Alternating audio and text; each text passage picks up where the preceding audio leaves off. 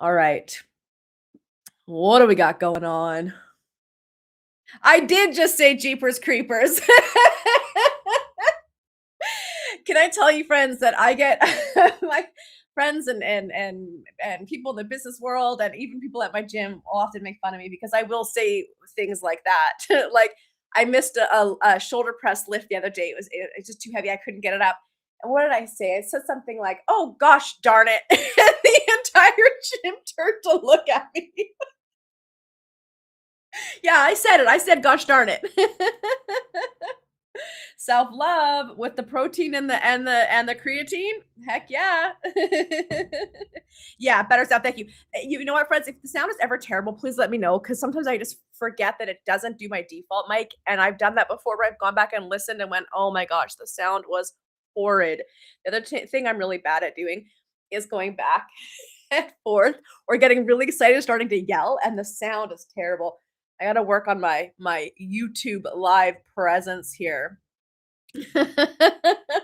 All right, who's with us? Remember, yes, the oopsie daisies. And then he does it again, oopsie daisies. That's exactly what I think about what not when I do it, but when people look at me, I feel like my Hugh Grant Notting Hill moment. Oopsie daisies. And I do say that. You know what I also say a lot? Tell me in the comments, friends, if you have a saying, but TikTok did this to me. And I say all the time, what in tarnation? When something is frustrating me and I can't figure it out, or I encounter something that is a bit of a hindrance or an annoyance, it's my go-to because it immediately makes me laugh instead of be frustrated. What in tarnation? So if you ever hear me say that when we're live, just know something is annoying me and I'm just deep breathing through it. Oh my gosh, I love the cheesy retro phrase. Use them all the time. Yes, me too. Okay, listen, can you guys give me a second because the text is so ginormous and I don't know why. I want to see if I can adjust that. Because that is annoying. Font default. Oh, I can choose different fonts, you guys. I didn't even know. Okay, I'll play with that later. I'll play with that later. I don't think it's maybe in my settings. I'll have to go figure it out after. But like the fonts. Look at how big the font is in the chat. Like it's boomer font. It's font to help my dad read. All right, friends, let me take a drink of this. Let's get into it. As I take a drink, tell me what time is it where you are right now, and are you having a drink? Are you drinking something delicious? Yes, welcome, Jessica. Also, can I just say something really quick? This is silly, but you guys. So I normally go and get my like eyebrows tweezed or waxed or cleaned up. I used to go like every couple of months because I did not trust myself to do my own eyebrows. And then since the pandemic happened, I literally haven't gone back. I just haven't gone back. So I was like tweezing them this morning. So I'm like, they're looking unruly. But I feel like this one is like surprised now, like surprised. So I was trying to like, like it was even worse. But I'm like, you know what I mean? Like, do I look surprised? Surprise. Do you guys do your own eyebrows? Do you do your own? I don't trust myself with my eyebrows because of that. This one's like just chilling. I like a nice subtle. And this guy's like, what's up? Oh my gosh. Okay, I gotta hightail out of here. I got a hankering for. Yes, I gotta hightail it out of here. I think I might start using that one. Well, I gotta hightail it out of here. I'm gonna start using that one. Just finished lunch. All right, good. All right, eat up, nourish yourself. As soon as we're done here today, I actually cleared off my schedule because I am so behind on my emails. So I cleared off my schedule. It was nothing that was too major. I was easily move. So when we're done here, I'm going to get a coffee and I'm actually going to go down to the social room in my building because it's nice and it's like out of here. And I can sit on their big gushy couches and just power through emails. So if I owe you an email, I promise it's coming. I promise. Okay, I'm going to do something different today. I'm going to move y'all over here. So if you're looking over, if you see me looking here, that's me looking at your comments. And then I've got my notes here because as I said, oh, what is this? I do my own eyebrows since Cincinnati. See, I can't, Jessica, I can't because of this. Because like, look at them, they're not. I know they say they should be sisters, not twins, but I mean, these are like second cousins twice removed. Like, I don't know what's happening here. Anyways, as I said, I have oodles and oodles and oodles of notes here today. And I think today I might have to like pare it down because I want a lot of engagement. I don't want you just to sit here and just kind of listen at me. I want us chit chatting. But I do think I'm going to take this and turn this into a longer form video essay because the more that I dove into this and really sat with today's topic, and looking at like the branches of people pleasing and avoiding conflict and the nice versus kind debate, like I was like, oh, there's so much I want to dive into. There's studies I want to pull in. There's some social psychology elements I want to put in, neuroscience. So this might become a longer topic. All right. But for right now, let's get into it. Let's go. So hello. Welcome back. Welcome if you are new. If we haven't met yet, my name is Lindsay. I'm the founder of the Radical Connector. And around here on this channel, we talk about all things entrepreneurship, personal growth, and playing big in your business. So today's topic is obviously is people pleasing killing your business? And I'd love to hear in the comments when you heard about today's topic, what immediately came to mind? What immediately started spinning? Have you been looking at yourself, your behaviors, your choices, your business differently since you learned about today's topic? I want to hear what's been coming up. While you guys do some comments, I'm going to read some of the notes that I've got here. Still, I'm taking a sip. Hang on. Let me take a big old sip. I talk a lot, friends. So, people pleasing doesn't look like weakness, right? It can often look like being helpful, being collaborative, being flexible, going above and beyond, being easy to work with, right? That's how we usually think of it, or maybe how it looks, right? We don't perceive it as something that is bad or potentially fatal to the business. We think of this as a good attribute. We hear people say that all the time. Oh, I'm such a people pleaser, right? Or hide behind it. Oh, I can't. I'm such a people pleaser. But in reality, people pleasing is actually a coping mechanism, usually something that we developed in childhood, right? And it is something that is carried through into adulthood and does genuinely affect our business and is really the quickest path to burning out and to just your business like imploding and crumbling. So let's talk about that. So I want you to think of people pleasing as expensive, not a quality, not an excuse, not a reason why we do something. Make that shift right now. People pleasing is expensive. It's costing my time, it's costing my health, it's costing my business, sales, right?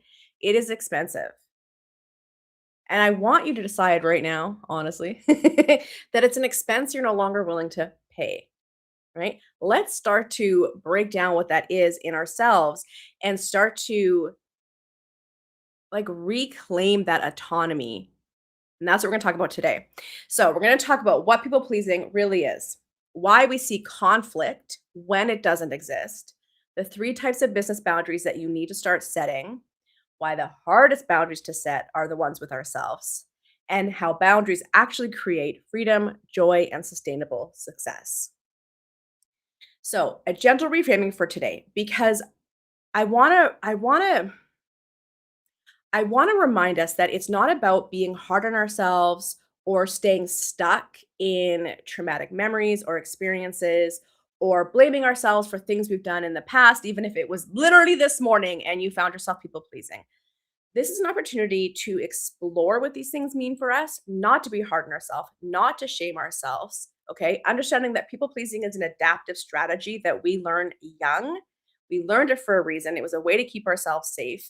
And now we get to decide and make choices around what are the people, the beliefs, the scenarios, the situations that do keep us safe, where we are safe, and which ones aren't. And we can start creating separation and choosing differently versus continuing to people please in those unsafe situations or relationships.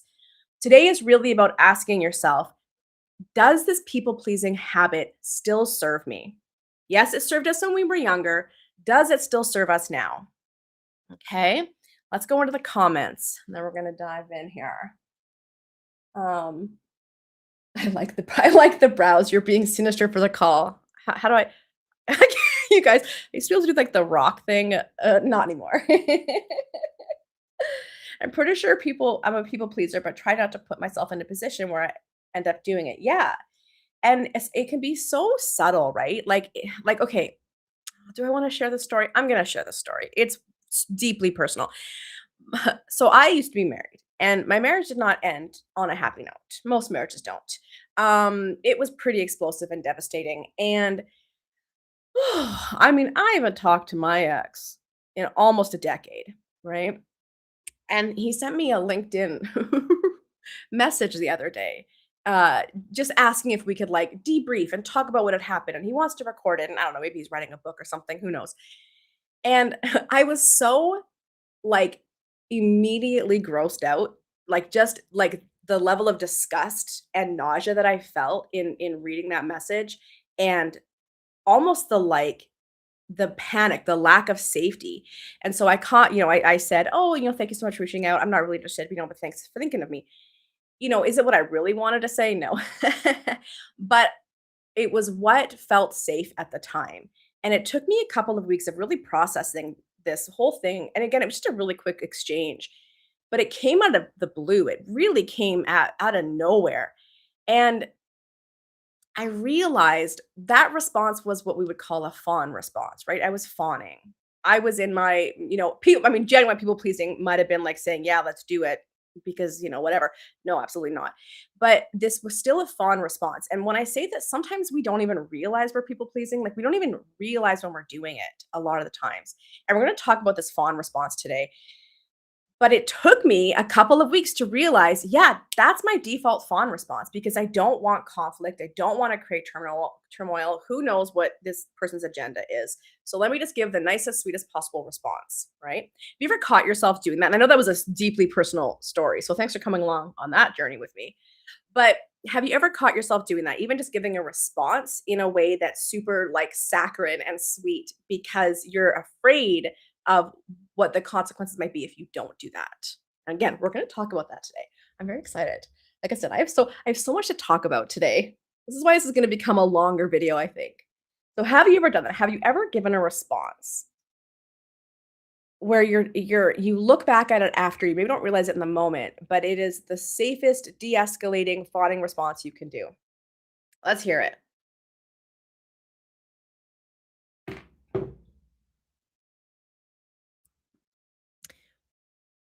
Oh, wait, always? Wait, always to the response?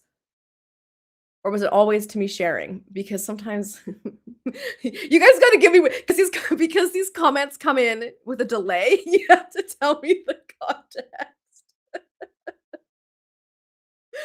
Oh my goodness. Yeah, tell me the context on that one. Okay. Oh, what's this one? Gave away a free session with me as prizes all the time. Ooh, that's Rachel, right? Yeah. Ooh, that's one that I now my business strategist brain wants to come in, right? And it's like, okay, we're going off course already. Because my response to that would be if you and I were talking one on one, I would say, okay, what is the drive to give away a free session? Is it a need to help people? Is it a need to prove yourself as good at what you do and prove your worth in some way? Is it because you think anything else people wouldn't want? Is it because you think it's an obligation that you have to do? Is it because you saw someone else doing it, so you thought you had to do it? Right.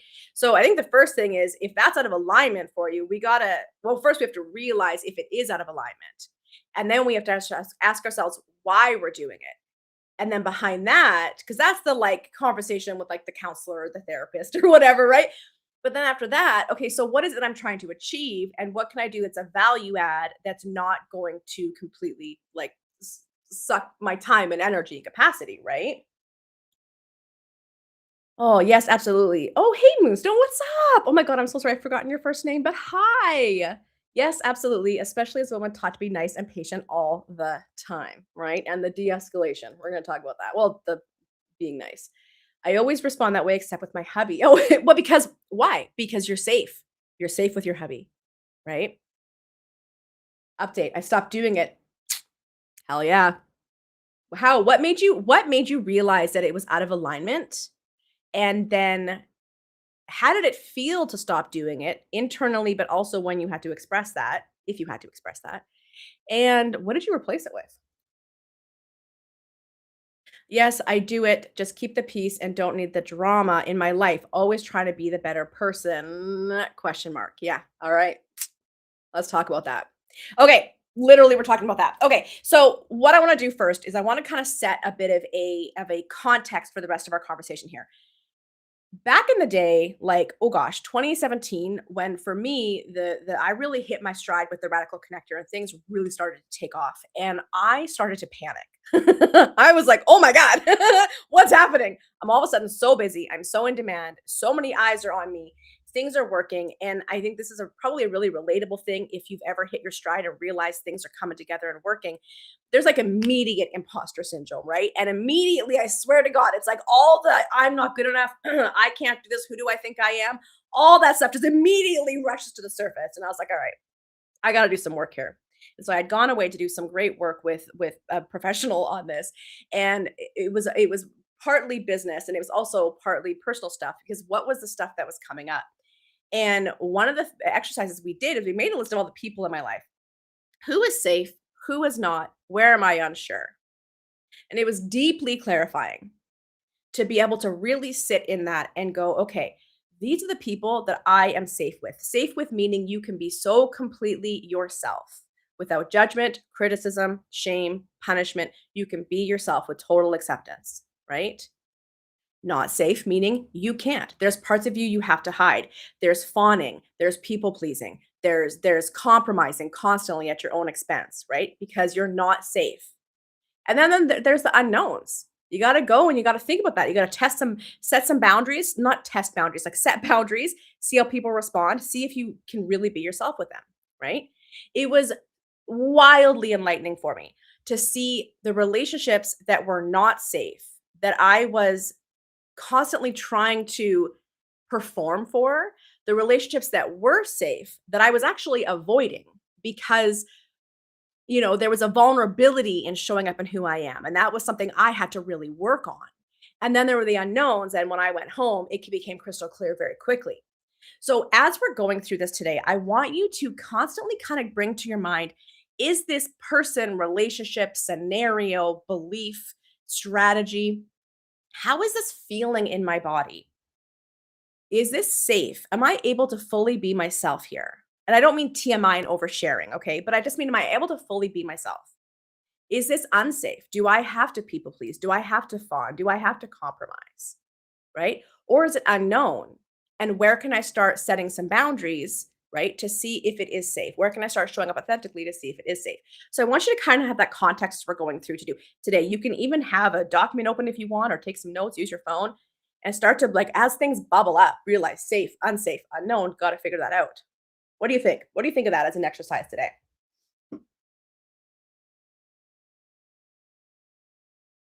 Oh, Monica. Yay. So I stopped giving away free sessions when I realized it wasn't really helping the person. Didn't value free. Yeah. Didn't lead to sales reliably. I was working all the time and not making money. That's exactly it. That's why we don't give away free sessions, right? Yeah. We'll talk about, I'm like, I could go into it, but I'm not going to. I'm going to be good. I got lots of thoughts on that. Not today. All right. Let's keep going. Tell me your thoughts in the comments on the context for today. All right, questions. I got questions. You know how we start. We always start with rapid fire questions. I want to hear your responses. So just start typing away. Question number 1. Where do you say yes where you want to say no? That's the first thing that comes up. Where do you say yes when you want to say no? And now you can share these with me, or you can write them down for yourself, okay? Where do you over deliver to avoid disappointing someone? Where do you over deliver to avoid disappointing someone?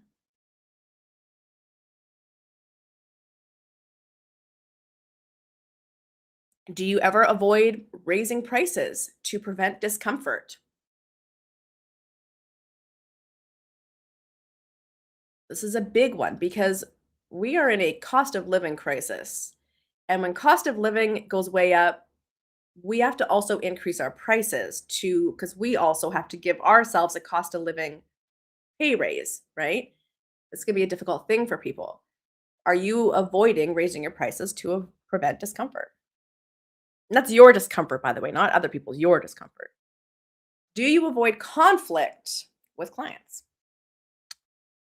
or colleagues or peers or collaborators, but with clients? And do you feel anxious after setting a boundary? Do you feel anxious after setting a boundary?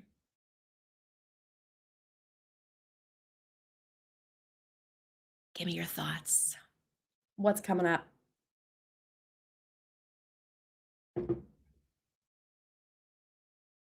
Jessica, please don't text while you're driving. It's okay. You can come back later and like come into the comment section on the replay and come add your thoughts, okay? Because I'd love to hear them. Say yes. Volunteering for nonprofits. Yeah. Again, free work. Yeah. Yeah. Brittany, are you here?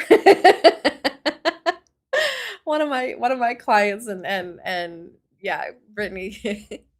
Friends, can I tell you while you're writing your stuff? I don't know what saying one of my clients it feels so impersonal and dehumanizing. It's like one of my clients slash friends. Like, you know what I mean? Like, it's so. Do you ever struggle with that? It's a weird. I'm trying to find the right. That's why I'll usually say community members, but somebody I work with, right? Because like, I don't know, clients just feel so dehumanizing, and like my clients, like you're not mine. What is the phrase? I gotta do some work on what the phrasing is that is maybe a little more human focused. Anyways, one of my clients, Brittany, this is a conversation we had last year, maybe 2 years ago, which was around the volunteering, because she was doing so much volunteering while also having 2 young kids and a business and other things that she's doing. Like at some point we talked about something has to give. And so volunteering has a time and a place, and sometimes that time and place isn't right now. But that doesn't make you a bad person for not volunteering. It doesn't mean it's not going to happen in the future. But, again, boundaries. We have to set boundaries. And like I said, the hardest ones to set are with ourselves, right? I say yes to networking events that I don't think are working for me. I have been so guilty of that. The FOMO hits hard when I say no, even though when I go and I know it's not right, I'm like, there's nobody here that is aligned with the types of folks I want to collaborate work with or whatever, or it might be the right on paper kind of people, like kind of clients or collaborators, but like the vibe is off. Like they're not aligned like from a vibe perspective, right? Yeah, that's a hard one. I feel that one too. Depends on the conflict. For work, if it's something about breaking the law, harming a patient, and goes against my ethics, I will make my stance known. Exactly. Yes. And we're going to talk about how that's not conflict. We're going to talk about how we conflate boundaries with conflict today. I'm really excited to get into it. Okay. People asking me for free art for giveaways. Yeah. People offering me exposure without paying, raising prices, asking for my full price for sure. Yeah. Yeah. That's a big one for folks that are in the art maker creative space, right? Oh, hey, what's up, Jackie? Same on the networking events and doing summits, just practicing declining a summit invite Today. Well, and did you all see my post? I posted it on LinkedIn and on Instagram, and did I put it in the newsletter? I can't remember if I put it in the newsletter as well. Anyways, I just talked about why I said no to 3 different events this month. And it was just, because it was misalignment, this and that. And yeah, typically in the past, I would have been so honored. Whoops. So honored. So just honored and been like, yes, thank you so much for asking. Let's do it. And the reality is I don't have that kind of capacity. And I got things to do that I want to do. And so I have to say no. But I mean, it was awesome to be able to say no, but here is somebody I think is a much better fit, right? Or no, thank you, but this is not a subject I'm really well versed on. Like just being able to say no in a way that it feels gracious and like just gracious and aligned, right? Hey Becky, what's up? Yes, I feel so uncomfortable after setting a boundary, especially if it's about something I've been doing up to that point And that is a big thing, right? It is the changing our minds or changing our behaviors, and then putting a boundary in when somebody is used to us doing this thing. And again, there's a way to do it gracefully, right? But when we have that internal turmoil, it can be real hard to get to that point. That's such a great one. Your post email exactly why I turned down the summit. Thank you. Oh, wonderful. Love that. Love that. And yeah, it was an email. Okay. I couldn't remember if I emailed that too. What? That was a great post. Yeah. Whoops. I got a lot of really great, like a tons of great feedback and DMs and things like that. So I'm glad that it landed. I'm glad that it landed. Friends, let that be a reminder that whenever you doubt posting something, please post it because we're all watching. We're all connected. We're all watching. There's things that ring true for you that will ring true for other people. And it does things like this where it models and gives permission for people to follow suit, right? And sometimes we need that permission, right? We can start to doubt ourselves. Entrepreneurship's hard, friends. We can start to doubt ourselves in these things, right? So you modeling it is going to give someone else permission to trust themselves, right? So if you ever feel like, nobody cares, nobody wants to hear, it's not true, right? Okay, so I want to talk about first. I'm gonna share my screen here. I think. Hang on, we can do this. We can do this. Between all the different platforms we use, Window, nope, Chrome tab. Hang on, where are you? There you are, right there. Okay, yes, wonderful. I'm going to share this. Let me turn comments off here. There we go. So I wanted to share this graphic, and I do have this article which I will share. I'm going to put this in the top comments and in the description as well. But here's the article that this comes from. Okay, and it's this idea of being nice versus being kind. When I was working with a business coach myself ages ago, she had made this comment about I'm not nice, I'm kind, and it really stuck with me. And this you're gonna find at like the core of people pleasing, avoiding conflict, fawning, right? Fight or flight responses is this urge to be nice. And I forget who mentioned that about just sort of if you were raised as a girl and a woman or socialized as a girl and a woman, we're taught above all things to be nice. I remember having like a little plate, a little dish plate thing that was a thing back in the 80s and probably 70s and 60s, I don't know, on my wall. And it talked about like little girls are sugar and spice and everything nice and blah, blah, blah, blah, blah. Like it's so conditioned into us. But here's the difference between nice and kind. All right, nice. Most concerned with not upsetting others, right? Self-sacrificing, difficulty saying no, avoiding conflict at all costs. Telling people what they want to hear, short-term comfort, right? Versus being kind, most concerned with doing the right thing, sets boundaries when needed, addresses issues at the risk of entering conflict. We're going to talk about that. Honest, even if it's uncomfortable, long-term positive impact. So it is the willingness to be uncomfortable in the moment for a long-term positive impact. And where they both intersect is being considerate of others' feelings. Yes. Helpful and supportive. Yes. Respectful, friendly, polite, generous. Yes. I'll add gracious to that. Can make others feel good. Yes. But there is a difference between self-sacrificing, right? Harming ourselves, avoiding discomfort versus being clear, being straightforward, setting boundaries. And I feel like if you are at all on the autism spectrum, you're probably going to really relate to being kind because that's probably your like core operating system. Tell me if you can relate. But this is the difference. So when we are talking about, I want to be nice, I don't want to be mean, this again, default operating system just kicks in because it's how a lot of us are socialized, right? And getting comfortable saying, I'm not nice, I'm kind. It really, when I tell you, it will make you sit, stand, show up stronger in your own sense of internal power and autonomy, self-worth, self-esteem, right? And when we understand that it's still about being considerate, of others, right? Being helpful and supportive, being respectful, making others feel good. That doesn't do that away. Like we're not saying not to do that. I'm not saying to sorry, there's like massive seagulls right at my window here. I'm not saying to, not like being kind. Okay, how do I say this? I'm not saying to be a dick. We can still be kind, right? So I got the article here for you. You can read the whole article. I have this graphic up. I want to hear, what is this bringing up for you? Where do you see the difference? Does this challenge for you what you thought being nice was versus what being kind was? Mm, I just saw this. How do you stop people pleasing with clients without sounding rude? That's exactly it. It's the being kind.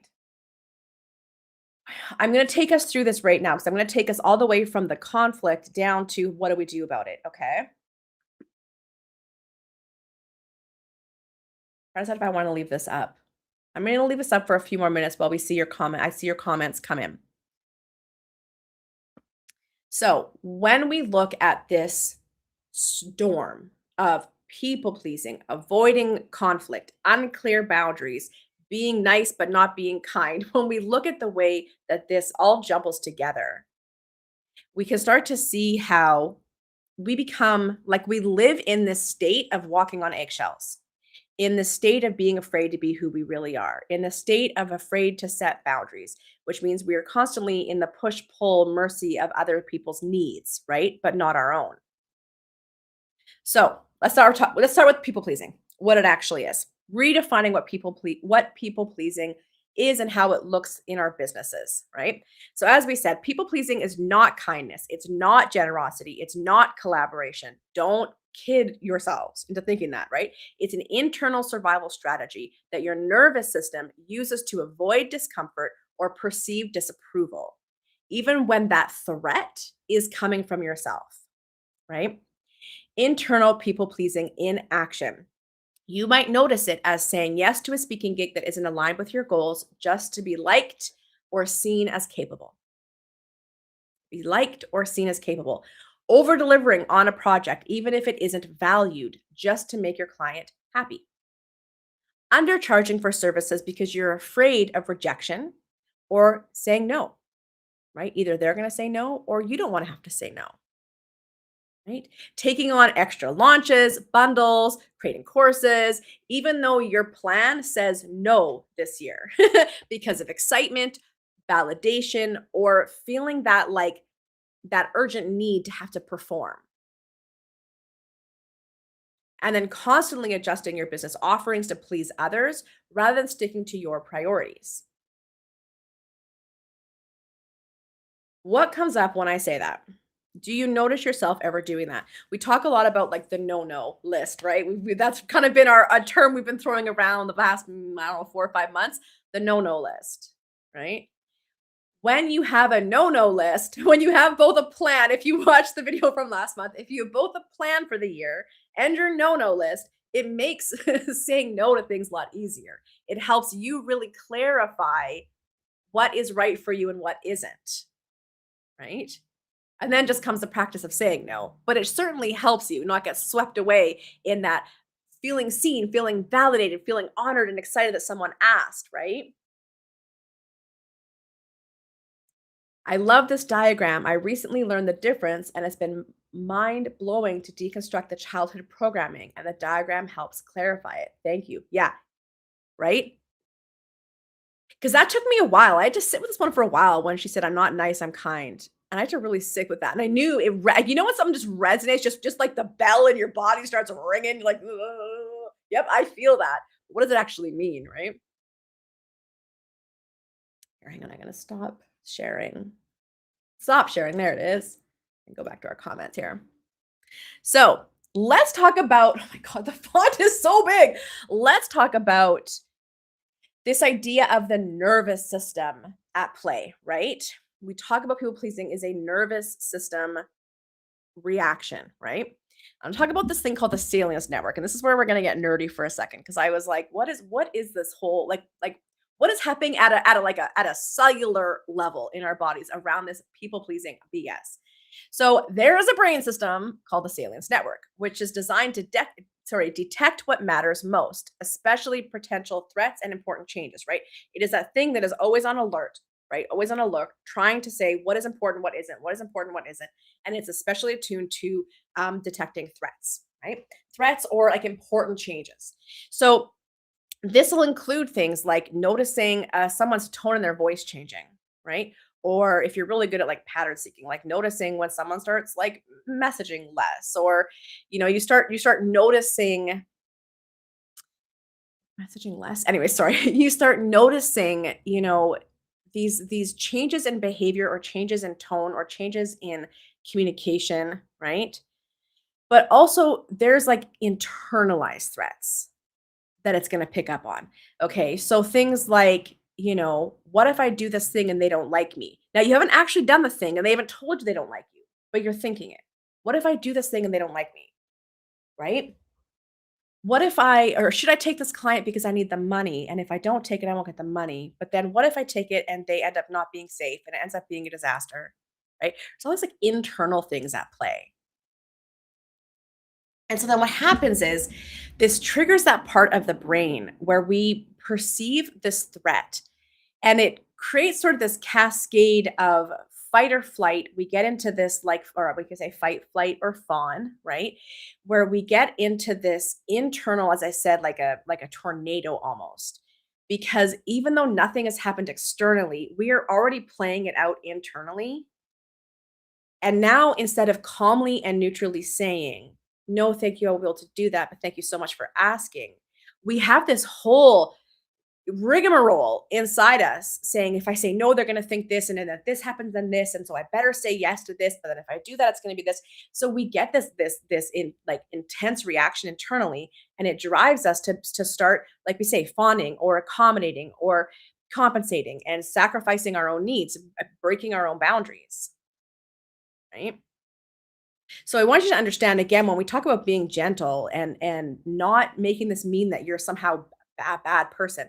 Like this stuff is happening at a deep level and it's happening automatically. And so we have to get really good at recognizing when this is happening, taking that step back, processing that and getting back to a place of neutrality so that we can say no to a client without us feeling like a fight or flight response. That makes sense. And this is where I say I have a whole bunch of like research and papers and things, and I think I want to make a longer form of this and really get into it and like show some cool stuff on screen. But I don't want to get too much into it now because I want us to talk right now. I really want to make a long form video. Tell me if you guys think I should make a long form video on that, like a longer one where I really get into the research, right? So, getting in the space, it triggers your brain to react, fawning, over delivering, saying yes, right? Over preparing, trying to prove your worth, avoiding boundaries, not saying no. It says here research shows social threat, even perceived social threat, activates the same brain regions that detect danger and distress. In other words, your brain interprets internal pressure to please as a threat to safety, belonging, or competence, which in turn results in how you show up, how you respond, right? As you're talking, I keep thinking about how I need to listen to my gut when making decisions. If it's feeling icky, try to find out why. Yeah. I think this is especially true in relationships. Girls also usually lean toward men who are kind, not people pleasing, because, hang on, because feel like you're trying to just show off not being real. Wait, because, hang on, I don't quite get, can you reframe that last part for me? Restate it. I don't quite get what you're saying. But yeah, back to this comment, right? If it's feeling icky, find out why. I always like I said this to Rachel earlier, right? Like first we have to recognize in our body. So what are the signs in the body? Are you feeling tense? Like remember how I talked about when my ex had written me and I felt this like disgust and also a panic? Like it put me back in that scenario, right? Of being in that relationship or in that moment. I went right back in there. And so my first response was to fawn. Thank you so much for asking. Not for me, good luck, all the best, whatever. Right. And it doesn't have to go any further than that because the thing is that is a relationship I don't wish to continue or maintain. I don't need to put effort into keeping it healthy. I don't care. Adios, right? But for me, it's worth examining. What was that reaction? Where did that come from? Right? And it really does lead to this. Thank goodness I don't have people like that in my life anymore. I have safe people in my life and I know how to recognize safe versus unsafe, right? So for yourselves, what is the physical feeling in your body? Another really good one is, sorry you guys. Another good one is what memories are coming up? Because a lot of times, have you ever heard this whole how we have like more, oh God, you guys, is it neurons, neurotransmitters, neural pathways, neurotransmitters, I think, in our gut than in our brain. And so when we talk about our gut reaction or our gut instinct, it's usually because our gut, those neurotransmitters are already recognizing something. They're picking up on something. There's a feeling, there's an emotion, there's a memory, there's something there that is picking up on a pattern, a behavior, a habit, whatever, that our brain hasn't quite tracked yet. Maybe hasn't found the memory, hasn't found the pattern, but our guts know, right? So that's what we say, trust your gut. Now we have to make sure it's our gut and not fear, right? Not gut and codependency gut. You know what I mean? Like people pleasing. Like we have to recognize when it's like an issue, right? But if there's something there, I always tell people to watch for the memory. There's going to be a memory, or you're going to have a dream about a memory. Watch for that to come up. That's usually going to give you some good insight into a similar situation, and that's where you do some work, do some processing, some healing, some understanding, right? So, where do we physically feel it? What are the memories coming up? What is just like happening in our body and in our brains, right? And we work on that. We take a step back. We delay responding. We say, "Can I get back to you?" And we delay, right? We process that. And then we go, "Okay, what is the ideal outcome?" Right? The ideal outcome in my ex situation is he never talks to me again. Go away. What is the ideal outcome? Right? It doesn't have to be a negative thing. It could be like, I want this person to feel this or experience this. I want to feel this or experience this. Right? What is the ideal outcome? And then what can I do to help that outcome come to fruition without sacrificing myself? Right? Just kind of following that flow. I started to notice I feel anxious or dreading to do it, burned out instead of excited, frustrated, or underappreciated. Yeah. Unappreciated, sorry. Yeah. Yeah. Is that in all things, like in life and business in general, or in certain scenarios? Right? Is that everywhere or only in a few things? We haven't talked about burnout in a while, but this is a reality that a lot of people face in today's world, full stop, which is burnout, which is just truly just being just completely depleted and exhausted. And that's a different thing than people pleasing. That is when we are moving into like extreme nervous system shutdown, disruption, dysregulation, whatever, right? And that requires a lot of like resting and processing and, boundaries and, shifts and change. There's a lot that goes into that. But I usually, when someone tells me like they're experiencing a ton of frustration and resentment, they have lost passion for what they do, they're just sick of everything, they're thinking of giving up. That's usually where my brain is going is let's look at that burnout factor. Is that what's happening here? And, if you are teetering on burnout or you just have that level of frustration and resentment, that is a huge, huge sign that you are not honoring your boundaries. You are not setting boundaries, you are not honoring your needs, right? And I don't mean to be like, "Oh, you're a bad person." I'm just saying that's a huge opportunity to look at that. I was talking with someone the other day and they were just talking about how actually, you know what? It's their story, so I'm not going to get into it. Let me think of my own story. Here's a story. When I this was ages ago, again, still married. I was on a road trip with my ex and another guy, another friend, and I think I had bought, like, these fancy cheeses, and I was really excited to have these fancy cheeses, and I don't remember why. I think it was too hot, and they're like, "Just put it in the back, in the trunk with our suitcases," and I was like, "No, because it will melt. I'm gonna keep it up front with me here where the air conditioning is." And they were like, "No, no, no, it's gonna be fine, it's gonna be fine. Just put it in the trunk." And I was like, "Are you sure?" And they're like, "Yeah, yeah, yeah, put it in the trunk." Okay, fine. Guess what? Cheese is melted. I was so mad, but I wasn't mad at them. I was mad at myself because I knew I am smart. I know how heat and cheese works. I knew that it would melt and it needed to be upfront with me. But I was also feeling incredibly pressured and browbeat, unsafe. And I was, fawning and saying, okay, right? And then doing that. And then my cheese was ruined. Yeah, I'm annoyed with them because F you. Why won't you listen to me? Do you think that I'm dumb? Why would you not support me? But you see, I can't ask for support and accommodation and respect from people that I'm not safe with. That where I was frustrated and mad was at myself because I knew that that was the wrong decision, right? And so that moment for me was like a what do they call it? A canon event, a canon event where I was like, I am no longer willing to sell myself out when I know that this is what I need or what is needed to appease somebody else, to keep harmony, to smooth it out, right? I hadn't yet gotten to the point of safe versus unsafe relationships, but I knew enough to know, no, I know what I know, what I know. And I'm not going to pretend I don't know it and then sacrifice my own needs to keep the peace, right?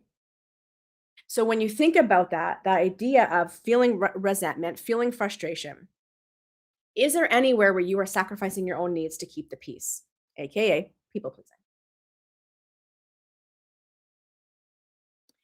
When I'm people pleasing, I've been working on doing so. I've corrected a lot in my life, but my customer service person is a people pleaser, so working on improving it. Love that. Love that. Because again, customer service isn't people pleasing. Customer service is kindness in action. How can I support? How can I help? How can I honor your needs and feelings while honoring my needs and feelings, right? What if the nervous system response is your fear of getting out of your comfort zone? That's a different topic that I don't wanna dive into right now. Other than setting boundaries is out of your comfort zone, most likely, right? If setting boundaries is out of your comfort zone, I should say, if it is, um, I mean, I guess, but basically we're saying the same thing, right? If getting a in this case, in this scenario today, if saying no, if setting a boundary and saying no is out of your comfort zone, your nervous system is gonna have a response because it perceives it as a threat.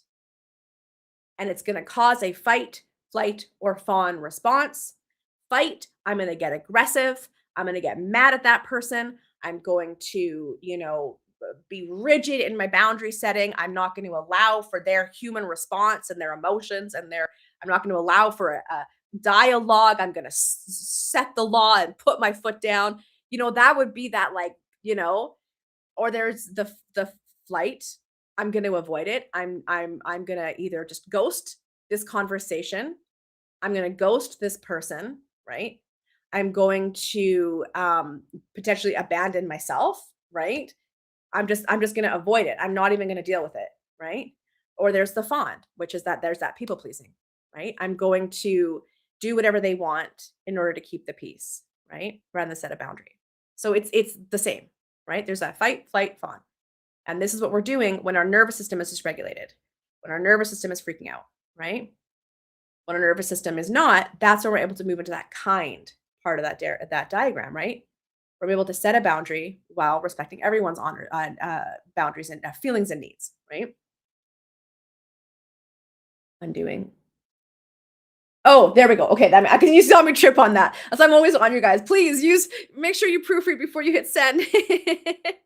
So let's talk about this people pleasing versus choice idea here. As my next in my notes, people pleasing is not healthy collaboration, strategic generosity, right? Remember Rachel talked about giving away a free session, right?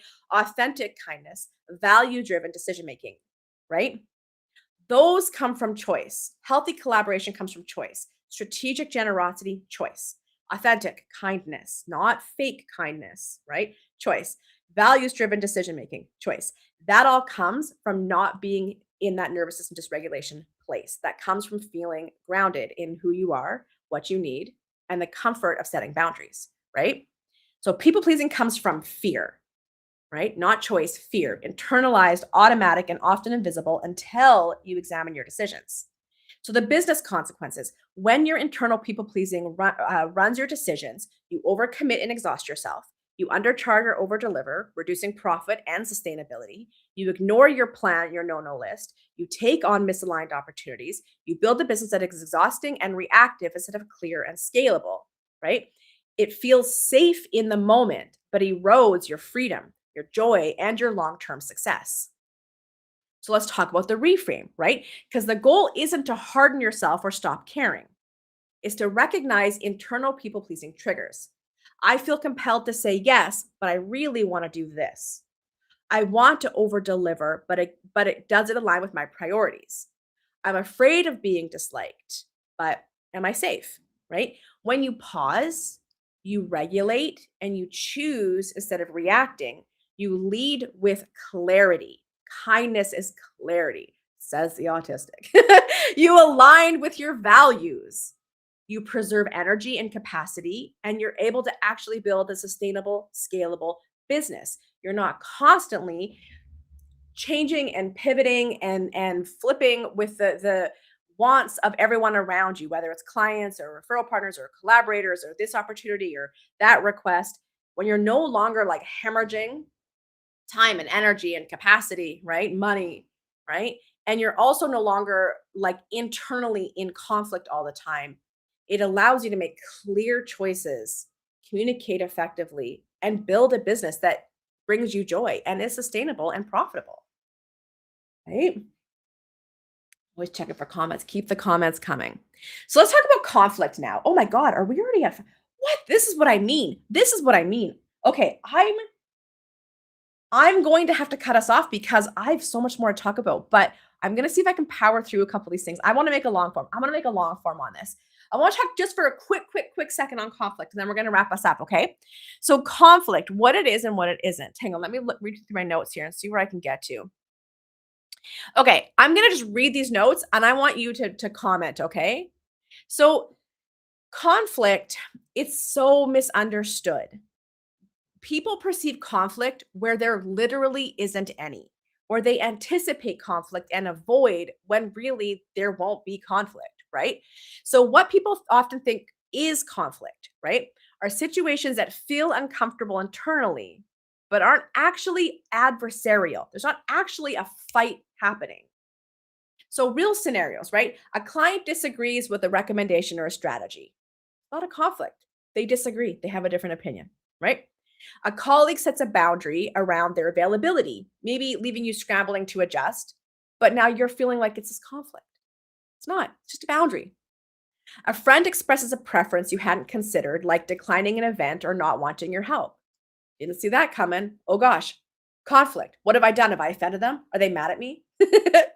Someone's experiencing strong emotions like frustration or disappointment, but they're maybe not expressing them in full ownership, but they are feeling them. Oh my gosh, what did I do? Are they mad at me? Did I make them feel this way? Right? How did I make them feel better? Right? So these things that are people setting boundaries, expressing emotions, disagreeing, they feel like conflict. And then because of that, again, that salient system is activated and we get back into that fight or flight. But here's the thing, if we see other people setting a boundary, saying no, having a difference of opinion, disagreeing, having an emotion, expressing an emotion, when we see those as conflict, we then internalize that. So we also think for us, setting a boundary, saying no, expressing an emotion, disagreeing, we think that we are causing a conflict and we want to avoid that. So we're doing it on both ends. We're both avoiding conflict because we perceive other people's existence as adversarial, and we also avoid expressing our own, right? Because we see it as adversarial. I want to hit a pause on that for a second. I want to see if you have any comments on that. Any comments on this ideas of conflict? I'll tell you, this is something that has been a little bit frustrating for me, because again, this is what I'll say to people pleasing and conflict, avoiding conflict, is that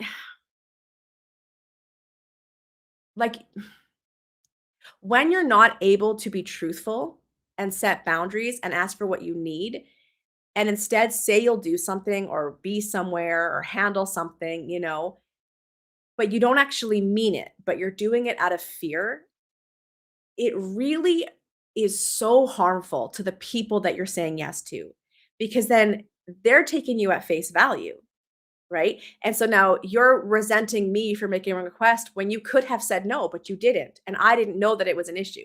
And now there's resentment, right? Or you're ghosting people or dropping the ball on projects because you don't really want to do it, but you didn't say so, right? And so I find that this fear of conflict and avoidance of conflict and saying yes to things that aren't right for you or you don't want to do or can't do, it is just so like destructive to trust and to relationships. And it is so unkind to trust and to relationships.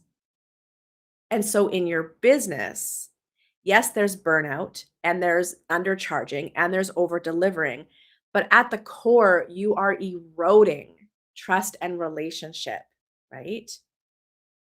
So when I get frustrated that people want to avoid conflict, instead of just saying, I see what you're saying, I disagree, can we look at this differently? Or thank you for the request. I appreciate you seeing if there's some wiggle room on this. There isn't. Can we try this instead?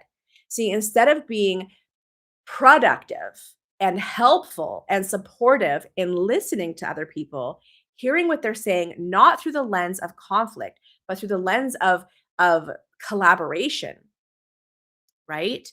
When we look at the things through that lens, it allows us to hear things totally different and then have productive, healthy conversations that strengthen relationship, right? One of the things I wanted to get to today that we're not going to get to is this idea of building bridges, not walls, right? So looking at how, again, we are recognizing when we are perceiving an internal threat, and that is an internal thing, and we need to take a beat, catch our breath, and let's assume that we're both wanting to build bridges here, not a wall. Don't be the first to put up a wall. Always attempt to build a bridge. Understand what they're saying, not through the lens of rejection or abandonment or criticism or judgment, right? Not through that lens, but through the lens of this is a person who exists and they have a need, they have a boundary, they have a request. Let me listen to it. Let me understand it. Let's find a happy middle. Does that make sense? All right, no new comments. Okay. All right. Okay. So I'm going to wrap us up here. And I think like I said, I really want to make this into a longer video because I think that there is so much just really juicy content here. But what I want to give you now is I want to give you three boundaries that I think you need to be setting if you're not already. And then I want to give you some action steps that you can take. So the first one is the boundaries. The three boundaries you need to be setting. The first one is boundaries with clients. All right. So with clients, when we look at the people pleasing, we're looking often at scope creep disguised as generosity, right? Over explaining your prices, absorbing client panic or urgency, right? Not enforcing your own policies or saying yes to misaligned clients, right? So when we hang on, sorry, I was running into examples, which I'm not gonna go into these more examples than that. Hang on. Me madly dashing through my notes. So when we talk about setting boundaries with clients, scope creep. All right. If somebody is saying, "Hey, can you do this thing?" and it's outside of what you agreed on, it's outside of what you quoted, it's outside of the standard offer, right? That's outside our agreement, but I can get you a quote for that, right? When we understand that they're not asking us to sacrifice ourselves, they're simply saying, "I need this thing." And we are neutral. That's outside of our agreement. I can give you a quote if you'd like. Done, right? Over explaining your prices to people, going into justifying or rationalizing or breaking it down, just simply saying, that's the rate. Does that work for you? Neutral, right?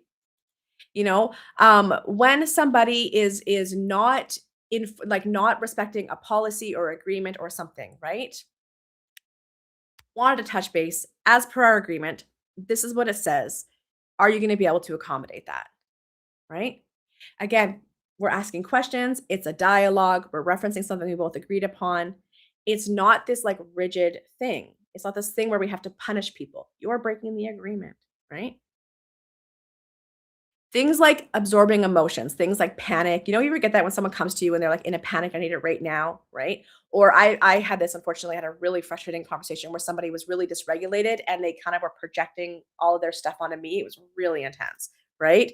So here's an example of, I understand this feels urgent. We'll address this within our timeline, right? Now that's a little cold. I might say more like, I understand this feels urgent. How would I say that? It depends on, you know what? It so depends on the scenario. But, like, in the scenario where this person was, like, really projecting their dysregulation on me, this is where I would say something like, "We got some big emotions coming to the surface. Do we wanna hit pause and talk about what's happening, or should we stop for today and give you the space to process this?" Right?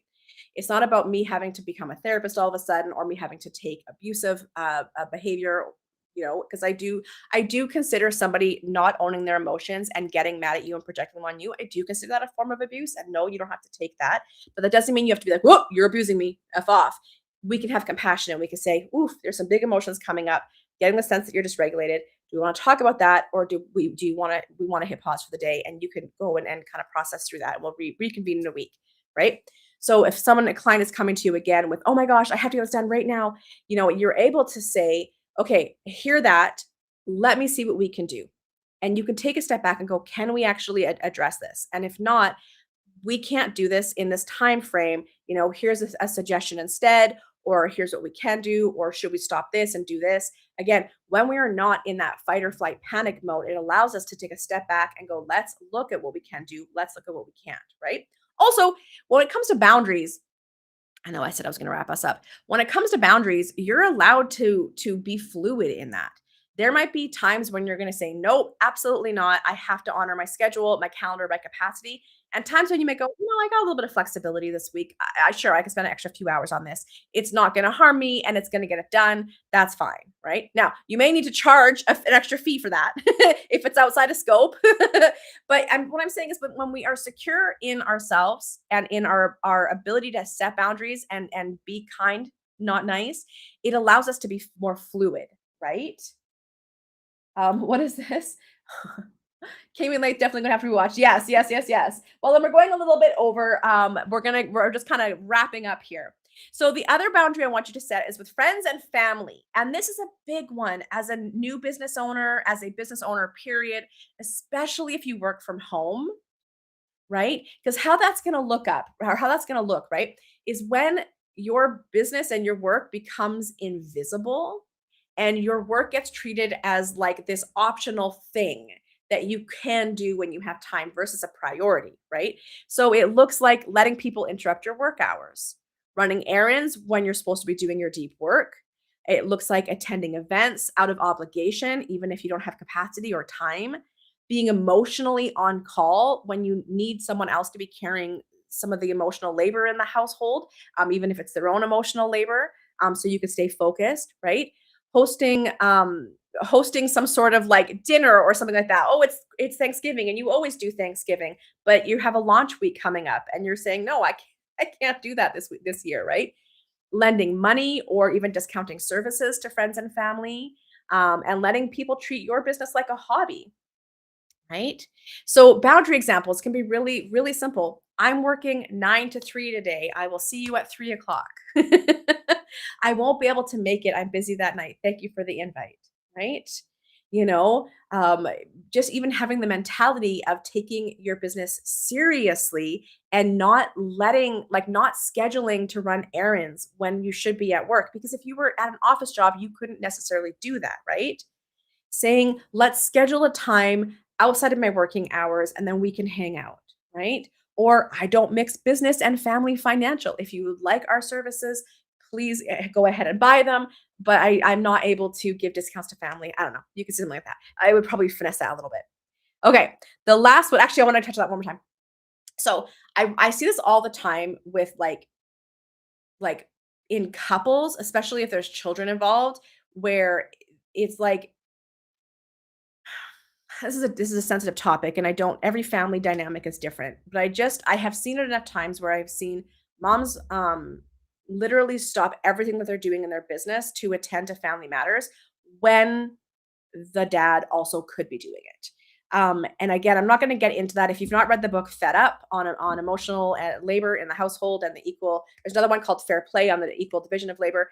Look it up. I don't want to get into it too much, but it is something I see where businesses are treated like a hobby and an optional fun to do thing, and they're not respected. I even saw that in my own household. Like my mom was very good when we were young kids. When because there were times where she'd work from home, times where she wouldn't, where there were set office hours and we entertained ourselves and played with our friends, or a babysitter was there and made us dinner or whatever, not dinner, but like, breakfast or lunch or whatever. And so like my mom was very good at saying my business during my business hours is what I'm doing. If I was at an office, I would be at an office working, right? So that was really modeled for me, and it's something that I really appreciated. And just understanding that you have the right to set boundaries around your availability to friends, to family. And it's okay to say, thank you for the invite, but I have a work event that night, or I have a deadline I have to meet. I'm going to have to cancel our plans. It's okay to say that. Your business is allowed to be a priority if it's a priority for you, right? Um, what does this say? I had to pause the last few minutes and just rewatch it. I would absolutely love to see the long form video. Yes, I'm gonna do a long form video. I passed out once. My husband literally looked at me to tell him what to do. No! No!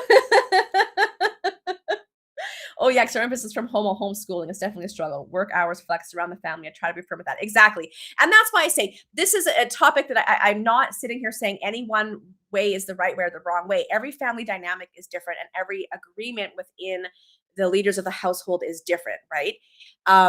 But like I remember I had a client years ago, and she has since left her business behind and gone into working full time because she realized she just couldn't make a go of it.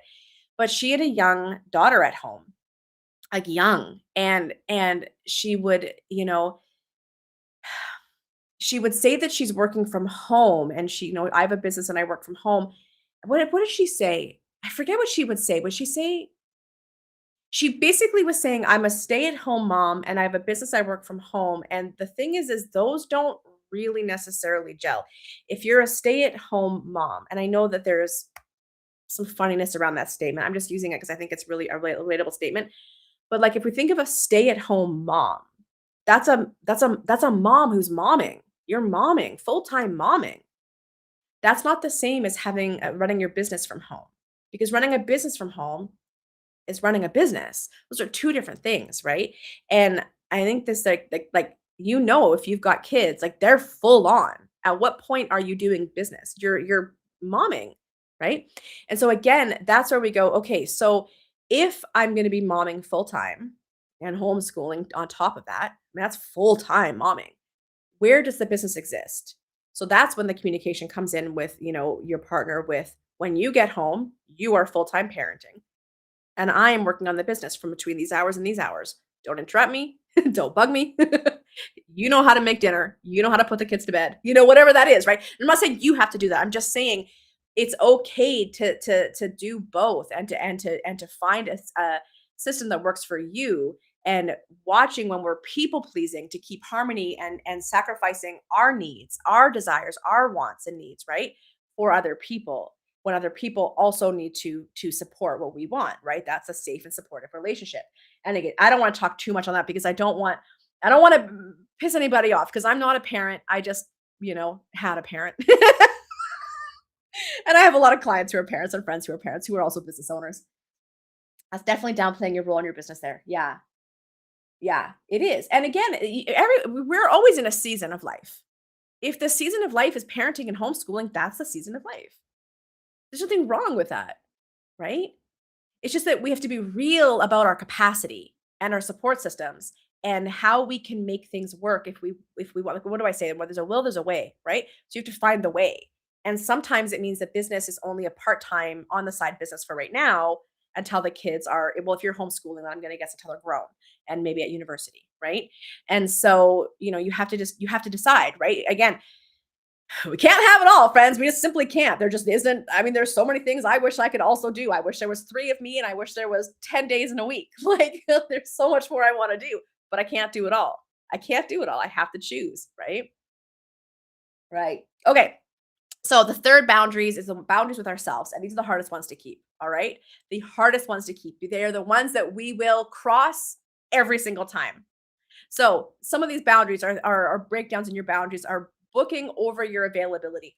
I hit this year saying my calendar is my calendar is my calendar. If you can't get in, I'm not going to squeeze you in. You have to find an appointment where you're available. Now, have I broken that a few times already? Yes, I have. Did I see a client yesterday at 7:30 in the morning? Yes, I did. But that's because it was urgent. We were on a roll and I wanted to keep going, right?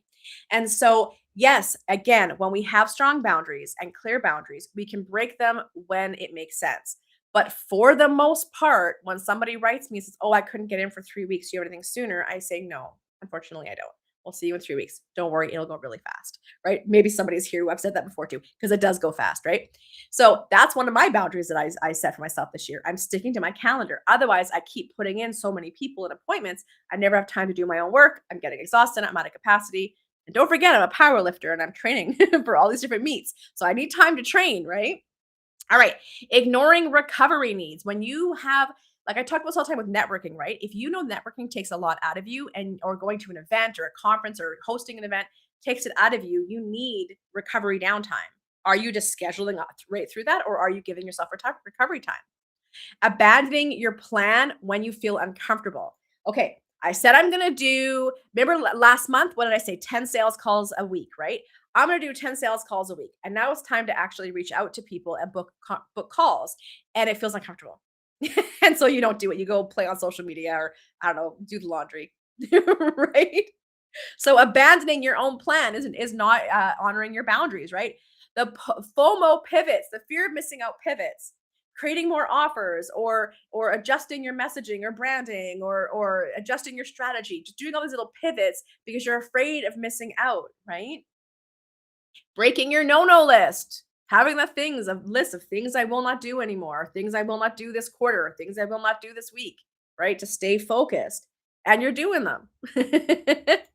How about overworking to avoid feelings? Anyone else? No? What was I gonna say? Bueller? Bueller?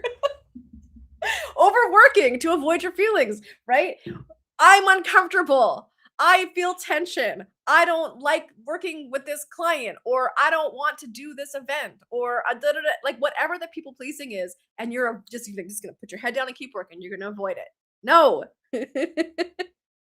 right? Our own boundaries with ourselves are the first ones we will break. First ones we will break before we break any boundary that like anyone else's boundary or any other boundaries we set. Like you know, maybe I don't know. No, I don't want. I'm trying to think of examples. I don't want to get to. I got to keep us on time. Okay, so remember, you're going to say to yourself something like, no more courses, no more bundles, no more summits. I'm just staying focused on what I've got. That was mine last year. I was like, no more creating anything new. Whatever I've got is what I've got. Let's go. Right. But then you get excited about something. You learn about something, a new strategy. There's a new, I don't know, person out there marketing a new membership course that you're going to take. You start to like get excited by things that are out there. Right. And then that gets you out of that alignment because you start following that excitement. Right. Remember the line, just because I can doesn't mean I should. Just because I can doesn't mean I should, right? And this is something I have to tell myself too. So it's like, if I wouldn't let a client book this, I don't let myself either. This is something a line I use all the time. If I was working with a client and I told them that they can't do this, why am I doing it? Do you all do that too? Because you know how they say that we often teach what we need to learn, right? And so a lot of people in service-based businesses, so they're, especially if you're in any kind of helping business, a lot of times it's the stuff that you had to learn. That's why we feel this compulsion to get it out there to more people, right? And so I'm always saying, if I wouldn't tell someone else to do this, or I would tell them no, or I would tell them to do this or that, why am I not following it? Anyone else? Oh my gosh. So by setting these self boundaries, you're going to reduce your stress. You're reducing your overwhelm, right? You're going to see an improvement in things like your sleep, right? In your general contentment in life. You're going to have increased clarity in making those choices we talked about earlier, right? There's going to be, well, I already said that, contentment and joy. It's going to create some predictability and it's going to enable sustainable growth. All right.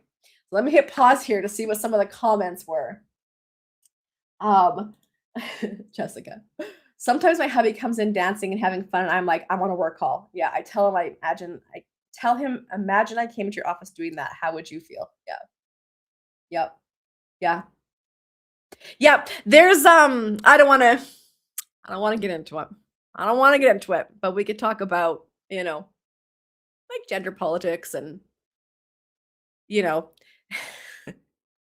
I don't wanna get into it, but, like, things like, if a girl or a woman likes it, like, what did I just saw this morning, actually, and it was like, if you believe that Tom Cruise can complete the mission that was literally labeled Mission Impossible, then you can believe that rom-coms, the predictability of rom-coms, is okay too. I'm butchering it, but basically it was like, when a girl or a woman likes it, how it is belittled, and when a man likes it, how it is validated. And if you are not already aware of this, how this plays out in our social structures and culture, start paying attention to every time somebody is shamed or made to feel bad or belittled when it's an interest that appeals to girls and women versus how it is exalted when it's an interest that appears to men and boys. Anyways, yep, exactly. Okay, so action steps. I want you to continue with the safe, not safe, unknown audit in the relationships, the situations, whatever, in your business and also in your life is fine. Where is it safe? Where is it not safe? Where is it unknown? Figure it out. The best way to figure out if a relationship is safe is if you set boundaries and they are honored. If you show up who you are and there is no judgment or criticism or punishment or humiliation or whatever, okay?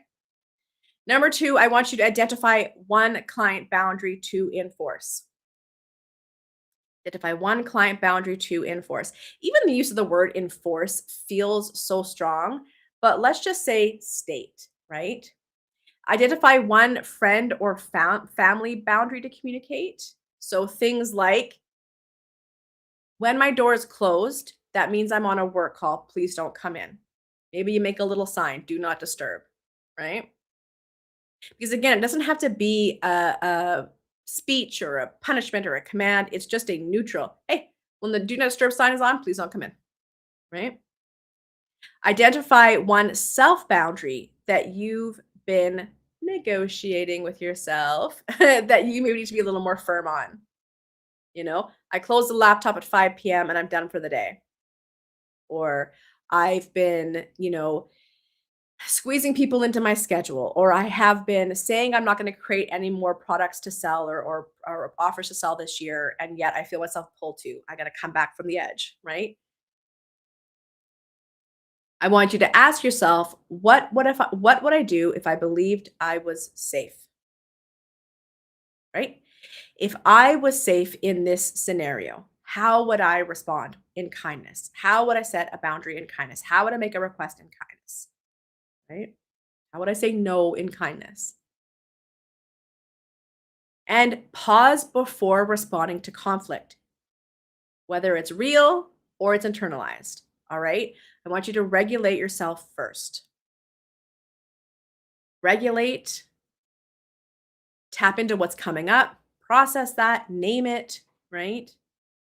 And then go, okay, if I was safe, if this is neutral, how can I respond in a way that's kind? So before we wrap up, I'm so curious to hear what has come up for you. What kind of boundary feels hardest for you to set right now? Where is there somewhere you can tell you've been people pleasing and you want to stop? How do you think differently about people pleasing? Oh, my knee. Hang on. I'm sitting here cross-legged under my chair. What is coming up for you? I love Jessica. I didn't really pay attention to the what's it called? The little emojis before. I like these and then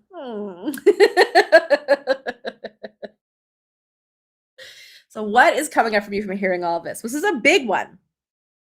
Do you find that it feels good to say to yourself, I'm going to be gentle and I'm going to treat myself compassionately as I explore this topic deeper on my own?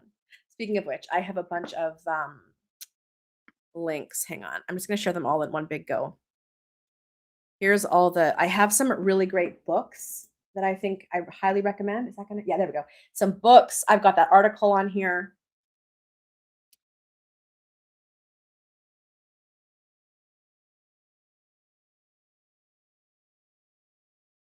Oh wait, did it hang on, did it go? Oh, it came through twice. I don't know what's going on. I've been doing it a lot more than I thought. The people pleasing. Yeah. It's so like hidden. Like we don't even notice it. We just do it. Just it's automatic, right? So it's like, I'd love for you to write down your own that's what I'm looking for. Like clue, your own clue into when you're people pleasing, right? For me, I usually feel nauseous. I feel sick to my stomach. I feel sick to my stomach because I'm somehow betraying myself in that moment, right? I feel nauseous when I'm people pleasing. I feel deeply fake and inauthentic. I feel incredibly unsafe, which is why I'm doing it. And that's when it's also like, you know what? Screw the people pleasing. I think this person needs to not even be in my life, or at least not in like the inner circle, you know? What else? What else? What else has come up from you? When I say that this whole people pleasing and avoiding conflict, the way that it is such a destructive force. Again, as a child, it kept you safe. As an adult and business owner, it is such a destructive force that when you begin to see how destructive it is, you will start to stop. Like you will start to stop. Start to stop. You know what I mean? And my hope is that you will start to tap into again the sense of radical self-acceptance in testing yourself and saying no. That was right. It was a story I was going to share. I remember the story. This would have been in like 2016, I think 2016ish, 2017, somewhere in there. And 2017 was a big ass year for me, guys. It was a big ass year. It's because that year, anyways, I'm not gonna get, anyways, that year was a revelatory year for me in terms, I'll say 2016 was a revelatory year for me in uncovering a lot of stuff that had happened in my childhood. And it led to so many things. It led to like when I uncovered that, when I healed that, I sat with it, I went deep, I healed that work, working with therapists and whatnot, healed that abuse and that trauma. And obviously trauma, it lives on in us forever. It never goes away. But I understood so much more about myself. And I mean, that 2017 led to my business completely exploding. Setting boundaries and doing this sort of audit of the people in my life and who was safe and who wasn't. And it led to me like coming out, like realizing I was queer, like and that in itself led to so many things over the next few years of realizations about myself. When I was able to free myself from the shackles of people pleasing because I was still in a constant state of fight, flight, or fawn, and it really was flight and fawn.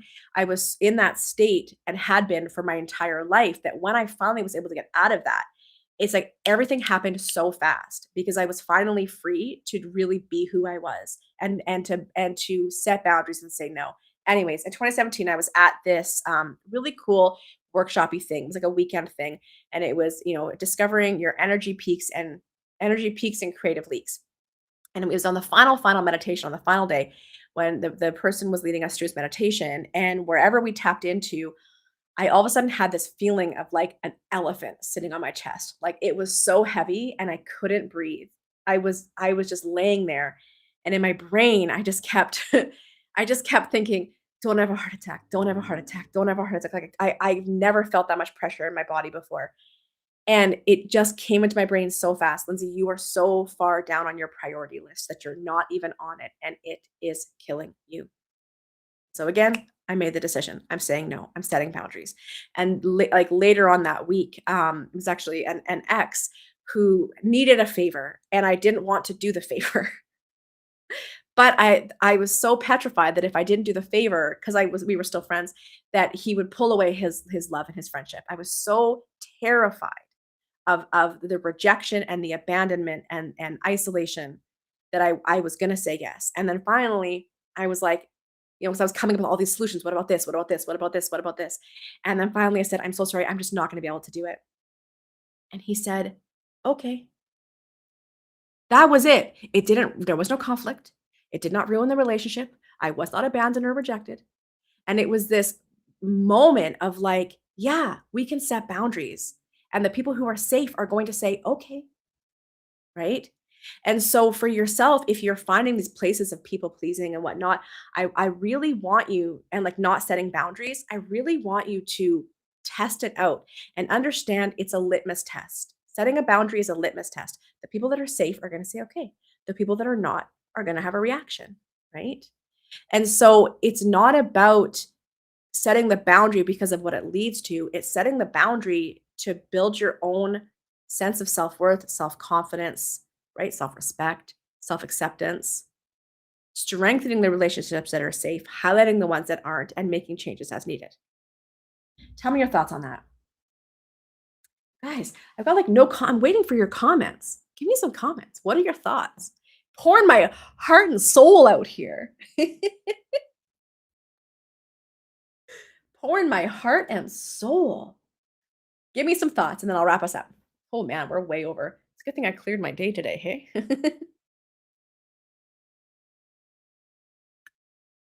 Joke's on me that I thought I could get through all these notes, but that's what I mean. As soon as I started writing and there's so much more I wanted to add, I'm like, nope. Nope, this needs to be a full thing. All right, share your thoughts. I'm gonna grab a link for next week's. Oh, you know what I forgot? I'm so sorry. I totally forgot to put this up. Where is it? There. I totally forgot to put that up.